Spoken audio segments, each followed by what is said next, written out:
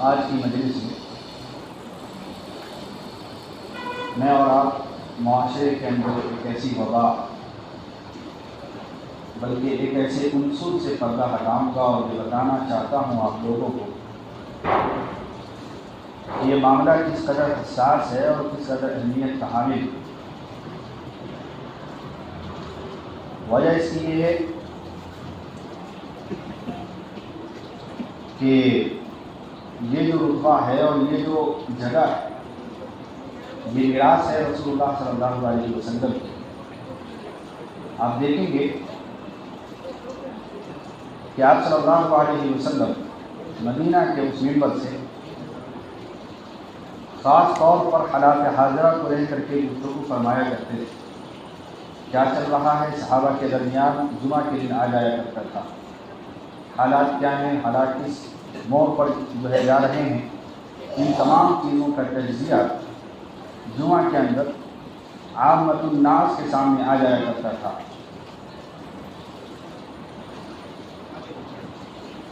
کیونکہ میراث بھی وہی ہے، لہذا ہم حالات حاضرہ ہی کو موضوع سخن بنائیں گے، گفتگو کریں گے کہ رسول اللہ صلی اللہ علیہ وسلم کی ذات ہمارے لیے کس قدر اہمیت کی حامل ہے۔ کیونکہ مجھے اور آپ کو یہ سبق اور یہ پڑھا دیا گیا ہے کہ رسول اللہ صلی اللہ علیہ وسلم کے بعد اب قیامت تک کوئی نبی نہیں آ سکتا۔ یہ ہمارا اور آپ کا اور جمیع عالم اسلام کے مسلمانوں کا یہ متفقہ فیصلہ ہے، متفقہ عقیدہ ہے کہ رسول اللہ صلی اللہ علیہ وسلم انبیاء کے خاتم ہیں، زمانی اعتبار سے بھی، مکانی اعتبار سے بھی اور رتبی اعتبار سے بھی، یعنی آپ صلی اللہ علیہ وسلم کے بعد کوئی نبی نہیں آ سکتا، چاہے وہ مستقل شریعت والا نبی ہو جیسے کہ حضرت موسیٰ علیہ السلام، یا غیر مستقل نبی ہو یعنی غیر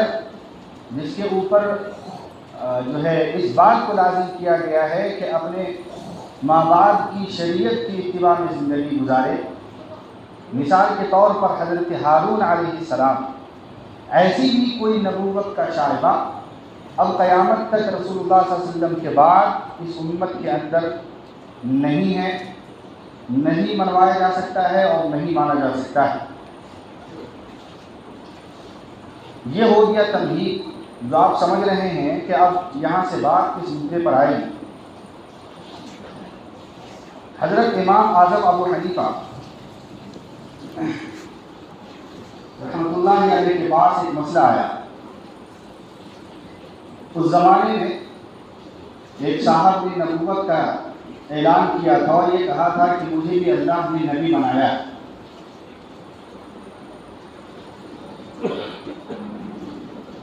یہ بات بہت ہی زیادہ اچھالی گئی اور اس شخص نے اس وقت کے سب سے بڑے فقیہ کے پاس یہ مسئلہ لے کر کے آیا کہ کیا مجھے آپ یہ وقت دے سکتے ہیں کہ میں اپنی نبوت کو ثابت کروں، دلائل پیش کروں؟ تو اس زمانے میں امام صاحب نے اعلان کیا تھا کہ جو بھی مسلمان اس جھوٹے کذاب کی نبوت کو تسلیم کر لے وہ کافر ہے،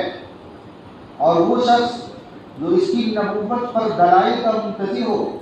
کہ دیکھیں کہ اس کے دلائل آ جانے کے بعد تسلیم کریں گے کہ واقعتاً یہ نبی ہے یا نہیں ہے، وہ بھی کافر ہے۔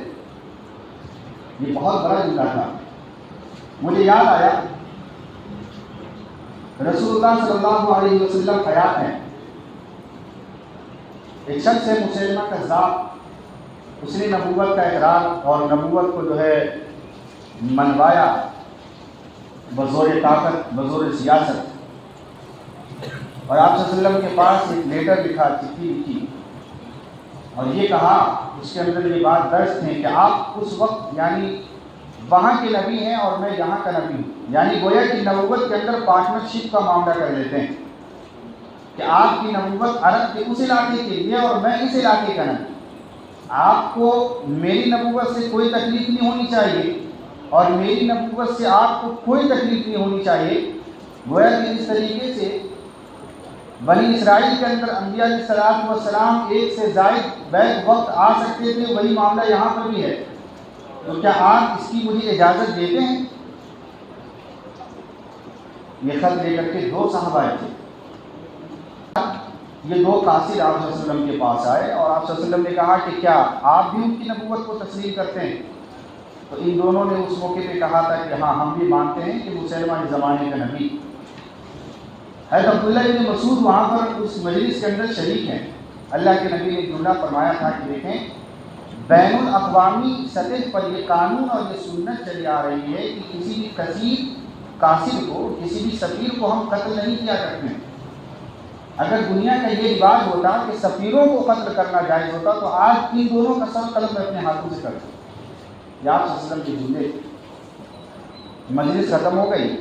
اللہ کے نبی نے جو جواب دینا تھا دے دیے۔ حضرت عثمان ذی النورین رضی اللہ تعالیٰ عنہ کا زمانہ آیا ہے خلافت کا۔ اس زمانے میں حضرت عبداللہ بن مسعود رضی اللہ تعالیٰ عنہ موجود ہیں اور کوفہ کے والی مقرر کیے گئے۔ کوفہ کے والی یعنی حکمراں کے طور پر مقرر کیے گئے۔ جب یہ وہاں گئے تو جانے کے بعد معلوم چلا کہ وہ جو 2 سفیر تھے ان میں سے ایک سفیر زندہ ہے اور اسی علاقے میں ابھی رہ رہا ہے، لہذا معاملات کا جائزہ لیا اور لینے کے بعد اپنے ایک جو ہے ساتھی کو روانہ کیے کہ پوچھو کہ وہ شخص آج بھی مسلمہ کذاب کی نبوت کا اقرار کرتا ہے یا نہیں کرتا، اگر کرتا ہوگا تو وہیں پہ سر قلم ہو جانا چاہیے اس کو۔ میں اہمیت بتانا چاہتا ہوں کہ خاتم النبیین کا عقیدہ ہمارے لیے کتنا اہمیت رکھتا ہے۔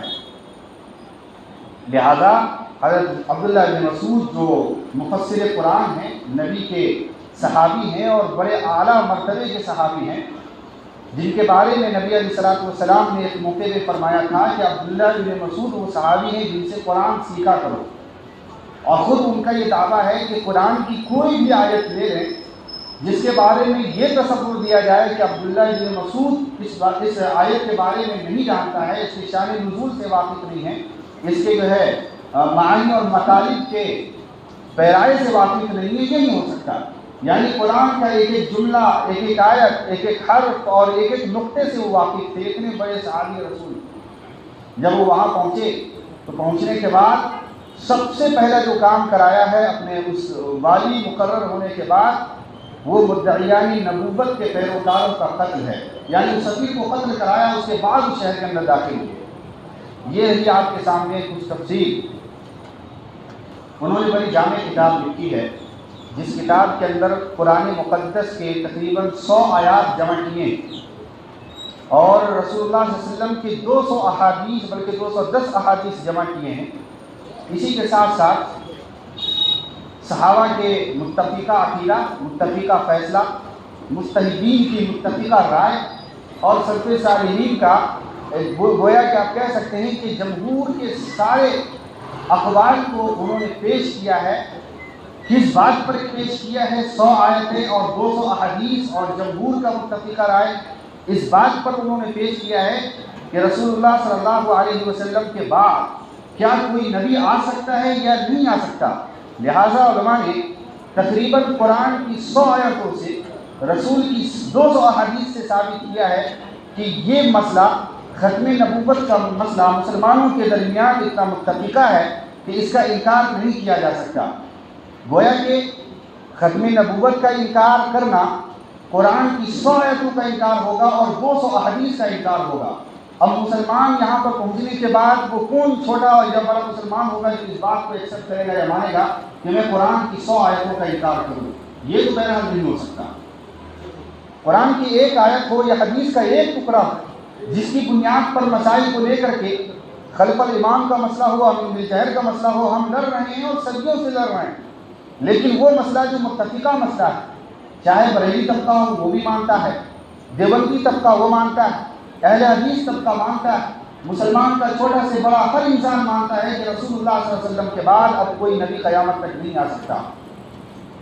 یہ رہی تبلیغ۔ آپ کو میں بتا دینا چاہتا ہوں کہ آپ کے شہر پونا کے اندر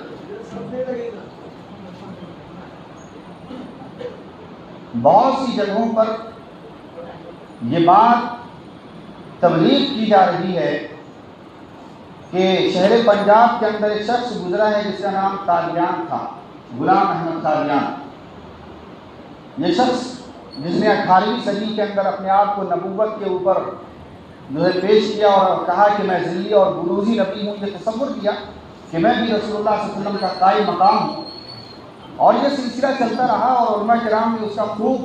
تعاقب کیا، مقابلہ کیا، اور رہتے رہتے آج ہم اس پلیٹ فارم پہ آ چکے ہیں کہ شہر پونا کے اندر تقریباً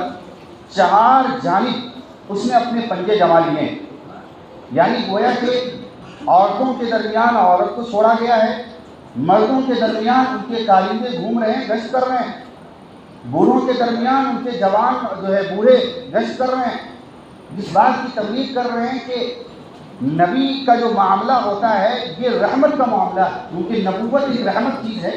اللہ کی طرف سے ایک دین ہے کہ نبی آتا ہے تو برائی ختم ہوتی ہے، نبی آتا ہے تو ظلم ختم ہوتا ہے، زور ختم ہوتا ہے، کاغی باغی کا سلسلہ ختم ہوتا ہے، نورانیت پھیلتی ہے، ہدایت عام ہوتی ہے۔ لہٰذا جو نبوت اچھی چیز ہے فی نفسہ تو اس کو جاری رہنا چاہیے تھا، تاکہ اس زمانے کا بھی کیا رہے، صفایا ہو جائے، ظلم کا صفایا ہو، اسی طریقے سے جہل کا صفایا ہو، اور اچھائی وجود میں آئے، برائی مٹے اس زمانے سے۔ لہٰذا یہ تصور دینا چاہتے ہیں کہ نبوت کو جاری رہنا چاہیے، ایک بات۔ اس کا دوسرا پروپیگنڈا یہ ہے، ہم جب اسے دلائل کے طور پر قائل کرتے ہیں کہ بھائی نبوت کا دروازہ بند ہو گیا ہے، قرآن کی آیتیں بے شمار ہیں، تو وہ کہتے ہیں کہ چلو کہ خاتم النبیین کے سلسلے میں نبوت تسلیم نہ کرو، لیکن ذلی اور بروزی نبی کا تذکرہ تو قائم ہونا چاہیے۔ یعنی گویا کہ ایک نبوت کی ذات ہے، اور نبوت کی ذات کا سایہ جو پڑتا ہے وہ بھی اہمیت کا حامل ہوتا ہے۔ لہذا نبوت کا سایہ، نبوت کی پیروی کرنے والا انسان جو اس کا عکس ہوتا ہے وہ بھی اہمیت کا حامل ہوتا ہے۔ لہٰذا وہ ساری وجود، وہ ساری خصوصیات جو اصل نبی کے اندر ہوتی ہے، اگر کوئی فناۃ الرسول کے اندر مستدرک ہو جائے، عبادت کرتے کرتے رسول کی محبت میں ڈوب جائے، تو اس حد تک پہنچ جاتا ہے کہ نبوت کا عکس اس کی زمین پر پڑے، نبی تو قبر میں ہو لیکن اس کا جو نور ہو، اس کی جو روح ہو، وہ دنیا کے اندر گشت کرے، اس نے ایک ایسا میسیج دیا۔ یاد رکھیے کہ یہ میسیج شریعت اسلام میں آج سے پہلے اور اس وقت سے پہلے کسی نے نہیں دیا ہے، یہ ایک نئی ڈکریشن ہے، نئی تعریف ہے جو اس نے وضع کی ہے۔ یہاں سے ذرا دلچسپ بات ہونے والی ہے کہ اس نے کہا ہے اپنی نبوت کو منوانے کے لیے کہ یعنی ذل اور سایہ کا وجود ممکن ہے، اور اس لیے ختم نبوت پر کوئی بات نہیں پڑے گی، اثر نہیں پڑے گا۔ اگر اس بات کو، اس تاریخ کو مان لیتے ہیں تو بتائیے کہ خاتم النبیین یا رسول اللہ صلی اللہ علیہ وسلم کی ختم نبوت پر کوئی آنچ نہ آئے یا کوئی فرق نہ پڑے، تو اتباع سنت کے اندر، فناۃ الرسول کے اندر اگر کوئی نبی بن سکتا ہے تو میرا ایک سوال، ایک چھوٹا سا دعویٰ یہ بھی ہے کہ وہ انسان اور پوری دنیا کے ہر مسلمان، بلکہ صحابہ کی زندگی کو لے لیں اور اقوال ان کی تاریخ کو لے لیں، تو صحابہ اتنے اللہ کی محبت میں اور اللہ کی قربانیوں میں اور اللہ کی اتباع کے اندر، عبادت کے اندر اتنے مستغرق ہو گئے تھے کہ اللہ نے رضی اللہ تعالیٰ علیہ مجمعین کا ان کو ایک مژدہ دیا کہ ہم آپ سے راضی ہو گئے اور آپ ہم سے راضی ہو گئے، اور جنت کی خوشخبری دنیا کے اندر دے دی تھی۔ تو کیا یہ دعویٰ نہیں کر سکتے ہیں کہ جب ایک انسان رسول کی محبت میں نبی بن سکتا ہے تو اللہ کی محبت میں خدا کیوں نہیں بن سکتا؟ چھوٹا سا سوال بنتا ہے نا کہ فناۃ الرسول کے زمرے میں نبوت آ سکتی ہے، تو فناۃ اللہ کی صورت میں اللہ اور خدا کا مرتبہ انسان کیوں نہیں پا سکتا؟ بالکل پا سکتا ہے، اگر اس کے دعوے کو اگر ثابت رکھا جائے تو۔ لہٰذا ہم یہ کہتے ہیں کہ نبوت کا سلسلے کو منقطع ختم کیا جائے، بلکہ اگر اس سلسلے کو دراز کرتے ہیں تو مجھے 2 قدم آگے بڑھنے دیجیے کہ اگر آپ اس سلسلے کو دراز کریں گے تو رسول اللہ صلی اللہ علیہ وسلم کی مرتبہ، رفعت، قدر اور منزلت کا کوئی گوشہ اور کوئی کونا باقی نہیں رہتا کہ ہم اسے اللہ کے نبی کو اللہ کے نبی اور سب سے بڑے نبی کہہ سکیں۔ کیوں؟ وجہ اس کی یہ ہے کہ جس طریقے سے حضرت ابراہیم ہیں ان کے بعد نبوت چلی، یہاں پہ بھی حضرت رسول اللہ صلی اللہ علیہ وسلم کے بعد نبوت چل رہی ہے، حضرت موسیٰ کے بعد بھی نبوت چلی، ان کے بعد بھی نبوت چل رہی ہے، تو در امتیاز کہاں گیا؟ اور وہ صفت اور وہ احادیث کہاں گئی کہ جس کے بارے میں یہ کہے میں سب سے پہلا نبی ہوں اور مجھ پہ ختم ہوا نبوت، انتہا کے اعتبار سے بھی سب سے آخری نبی ہوں اور مجھ پہ ختم ہوا نبوت؟ تو وہ معاملہ تو برخلاف ہے۔ لہٰذا ہم یہ کہتے ہیں کہ در امتیاز ہونا چاہیے آپ صلی اللہ علیہ وسلم کا، کہ آپ صلی اللہ علیہ وسلم سب سے اعلیٰ ہیں، خاتم ہیں، ان کے بعد بزرگیت بھی ختم، ان کے بعد رفعت بھی ختم، ان کے بعد نبوت کا مرتبہ بھی ختم، ان کے بعد رسول کا مرتبہ بھی ختم، ان کے بعد تمام کی تمام اچھائیاں جو دنیا کے اندر دیکھی جا سکتی ہے سب کو ختم مان لیا جائے، تبھی جا کر کے وہ انسان سب سے اکمل بن سکتا ہے۔ ورنہ اگر انبیاء کے سب کے اندر لے کر کے آئیں گے تو وہ فضیلت کے اعتبار سے بڑا کیوں کر ہوا؟ یہ بات۔ دوسری بات یہ ہے کہ حضرت ابو بکر صدیق رضی اللہ تعالیٰ عنہ آپ صلی اللہ علیہ وسلم کے کتنے مماثل ہیں۔ آپ صلی اللہ علیہ وسلم کے ساتھ سفر میں ساتھ رہے، لیل اور نہار میں ساتھ رہے، اللہ کے نبی نے منبر رسول پر جگہ عطا فرمائی، اللہ کے نبی کے ساتھ غزوات اور جنگوں کے اندر شریک رہے۔ آپ رضی اللہ تعالیٰ عنہ کی جو ہے حضرت عائشہ جو ان کی بیٹی تھی، آپ صلی اللہ علیہ وسلم کی نکاح کے اندر آئی اور آپ صلی اللہ علیہ وسلم کی بیوی بنی اور سب سے چہیتی بیوی بنی، بڑی خصوصیت کے حامل ہیں۔ آپ صلی اللہ علیہ وسلم جو دلی تعلق کا صحابہ کرام سب سے زیادہ حضرت ابو بکر کے ساتھ قائم تھا، تو اتنے مماثلت اور اتنی جو ہے قربت کے باوجود ابو بکر صدیق کو نبوت نہیں ملتی ہے تو اس قادیانی کو کیسے مل سکتی ہے؟ دوسرا سوچا حضرت عمر فاروق کے بارے میں تو اللہ کے نبی نے یہ فرمایا تھا کہ اگر نبوت قائم ہوتی تو لو کان بعدی نبی اللہ کان عمر، ان کو ہم نبوت دے دیتے کیونکہ ان کے اندر جو ساری خصوصیت پائی جاتی ہے جو نبی کے اندر پائی جاتی ہے، لیکن وہ بھی نہیں بنے۔ خود اللہ کے نبی کی مسند بزار کے اندر بہقی کے اندر روایتیں موجود ہیں، فرمایا کہ میرے 4 وزیر ہیں، 2 وزیر آسمانوں پر حضرت جبریل اور میکائیل، 2 وزیر میرے دنیا کے اندر، ایک عمر اور فاروق، یہ دونوں صدیق و عمر، تو یہ 2 وزیر ہیں۔ وزیر چونکہ عکس ہوا کرتا ہے فضیلت کے اندر بھی اور ان کا قائم مقام ہوا کرتا ہے، لہٰذا یہ 2 نبی نہیں بنے، اور یہ تیسرا شخص نبوت کا اعلان کرتا ہے۔ تیسری بات کہ آپ صلی اللہ علیہ وسلم کے لڑکے پیدا ہوئے جن کا نام حضرت ابراہیم ہے، آپ کو یاد ہوگا، ان کے بارے میں آپ صلی اللہ علیہ وسلم نے فرمایا تھا کہ اگر میری نبوت کو جاری رکھنا ہوتا تو اللہ ان کو زندہ رکھتے۔ 2.5 سال کی عمر میں انتقال کیے، گویا کہ اس سے پہلے آپ سنت اللہ دیکھیں گے، حضرت زکریا کے بعد ان کا لڑکا نبی بنا، اسی طریقے سے حضرت ابراہیم کے بعد حضرت اسماعیل، تو جو بھی نبی آئے ان کے بعد اگر ان کا لڑکا ایمان پر قائم ہے تو نبوت سے سرفراز کیا گیا ہے، سنت ہے اللہ کی، وہ ضائع نہیں کرتا، نبوت ضرور دیتا ہے۔ یہاں تک کہ حضرت موسیٰ کے بھائی کو نبوت ملی، ان کے لڑکے بھی نہیں ہیں۔ اسی بنیاد پہ اللہ کے نبی نے کہا تھا کہ اگر حضرت ابراہیم زندہ ہوتے ضرور نبی ہوتے اپنے لڑکے کے بارے میں، لیکن نبوت کو ختم کرنا مقصود ہے، اس لیے اللہ نے اٹھا لیا۔ گویا کہ حضرت ابراہیم کی موت اور حضرت ابراہیم کو اٹھا لینا اس بنیاد پر تھا کہ ان کو کیا کرنا ہے، نبوت کو ختم کرنا ہے، لڑکے کو اٹھا لینا ہے۔ اسی بنیاد پر ہم یہ کہتے ہیں کہ نبوت اگر چلتی تو نبی کے خاندان میں چلتی، یہ قادیانی کو آنے کے بیچ میں ہم تسلیم نہیں کر سکتے۔ لہذا جان لیجیے، مان لیجیے کہ اب اس کے بعد اس سلسلے کو ختم کیا گیا ہے۔ میں انہی باتوں پر اپنی تقریر کو ختم کروں گا کیونکہ وقت زیادہ ہوگا، آپ سنت پڑھ لیں۔ اور ایک اعلان سماعت فرما رہے ہیں کہ مدرسہ نظامیہ صوفیہ سے، جو کہ اس شہر کا مشہور و معروف ادارہ ہے اور اس کا تعاون کرنا ہم سب پر ضروری ہے، لہذا وہاں سے ایک سفیر آئے ہوئے ہیں، گیٹ کے باہر آپ کا انتظار کریں گے، نماز کے بعد آپ ان کا خوب تہہ دل سے استقبال بھی کریں اور تعاون کرتے ہوئے جائیں۔ جزاک اللہ۔